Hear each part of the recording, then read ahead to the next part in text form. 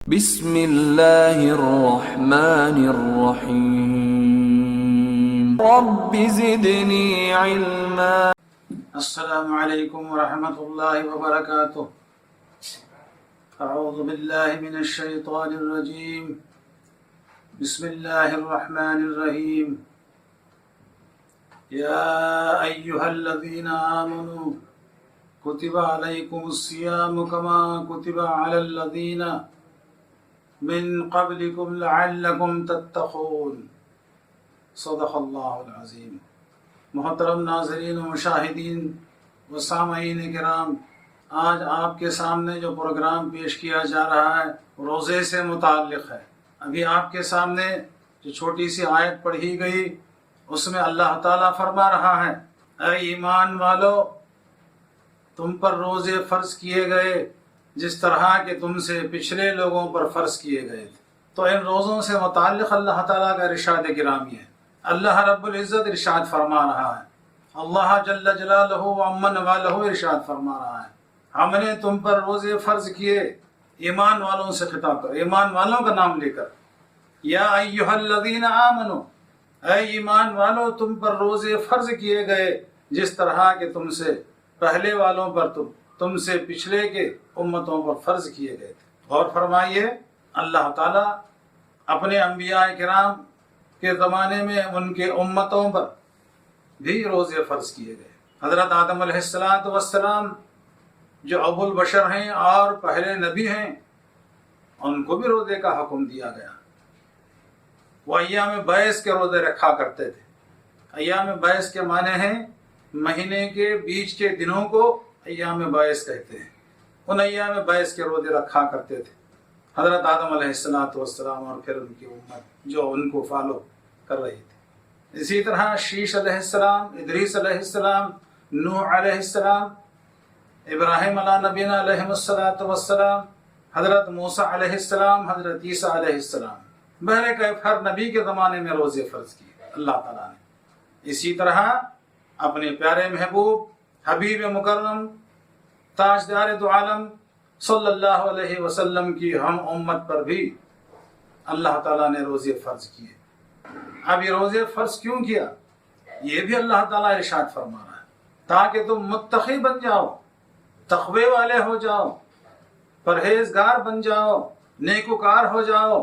یہ مقصد خداوندی ہے۔ اللہ تعالیٰ یوں ہی جو ہے اپنے بندوں کو فائدہ ہی فائدہ بتایا ہے۔ ہر عمل مفید ہے، ہر عبادت مفید ہے۔ نماز دیا تو اس کے پیچھے فائدے ہی فائدے بتایا، اور اب روزے دیا ہے تو اس کے بھی فائدے بتا رہا ہے کہ تم متقی بن جاؤ، تقوی والے ہو جاؤ، پرہیزگار بن جاؤ۔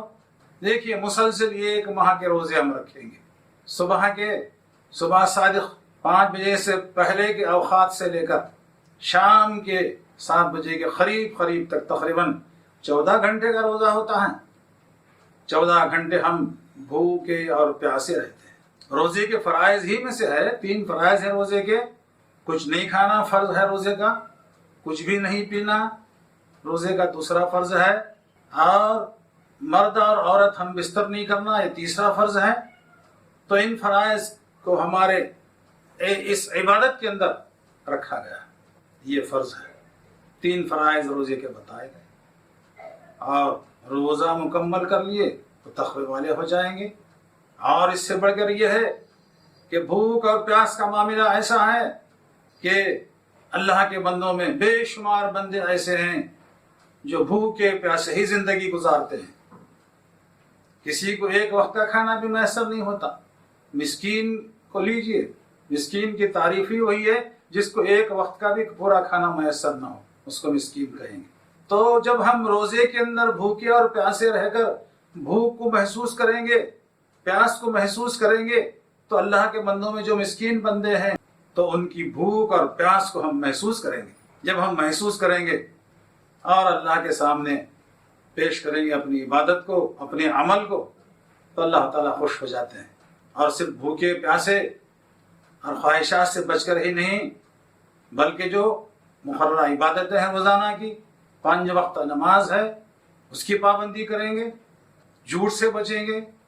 اگر روزے کی حالت میں جھوٹ بولنے لگیں گے دغل فصل کی باتیں کریں گے، لغو باتیں کریں گے تو روزے میں خلل آ جائے گا. روزہ ہمارا رہتا یا نہیں رہتا اللہ ہی بہتر جانے. اگر ہم صرف بھوکے پیاسے رہ کر عبادتیں کریں گے، سچائی پہ قائم رہیں گے، دینداری پر قائم رہیں گے، جو بہت بڑا انعام دینے جا رہے ہیں اللہ تعالیٰ روزے کے بدلے ہمیں. یہ تقوی کا انعام ہمیں دے رہے ہیں، پرہیزگاری کا انعام ہمیں دے رہے ہیں. تقوی ہمیں مل جائے گا اور اس تقوی پر ہم کو قائم رہنا ہے. صرف رمضان کے مہینے میں روزے رکھ کر ہی تقوی والے نہیں ہیں، بلکہ یہ جو عادت ہم میں آ جائے گی، ہم اس طرح عادی ہو جائیں گے رمضان کے مہینے میں، بقیہ 11 مہینے ماہ شعبان سے لے کر شعبان تک بھی ہم تقوی پر قائم رہیں گے تو واقعی ہم نے روزے کا اثر لیا. واقعی اللہ تعالی ہم کو اس تقوی والے انعام سے نواز دیے ہیں. اور یہ بھی بتاتے چلوں کہ پچھلے زمانے کے امتوں کو جو روزے دیے گئے تھے اس کی نوعیت کچھ اور تھی، طریقہ کچھ اور تھا کہ ان کو 2 روز کو افطار کرنا پڑتا یا سحری کھانا پڑتا یا پورے 24 گھنٹے کا روزہ رکھنا پڑتا. ہمیں اللہ تعالیٰ پورے مہینے کے روزے رکھنے کا ہمیں حکم دیا. اور سب سے بڑی نمازش یہ دیکھیے، پچھلے امتوں کو 24 گھنٹے روزہ رکھنا پڑتا تھا، صرف ایک وقت کھانا پڑتا تھا. لیکن ہمیں 2 وقت کھانے کی سنت مل رہی ہے. سحری کھانا سنت ہے، برکت والی غذا ہے سحری. اور شام میں افطار کی وہ نعمتیں ملیں گی، افطار کی وقت کی نعمت اور اللہ کے دیدار کے وقت کی نعمت. یہ 2 وقت جو ہے نا بڑے خوشی کے ملتے ہیں روزے دار کو.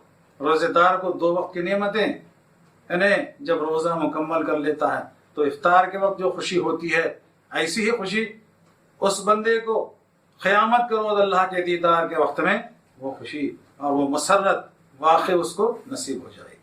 تو ہم پر اللہ تعالیٰ کا اتنا بڑا کرم ہوا کہ ہمیں 24 گھنٹے کا روزہ نہیں، صرف 12 سے 14 گھنٹے کا روزہ ہمیں دیا گیا ہے. تو کتنی بڑی اللہ تعالیٰ کی مہربانی ہے.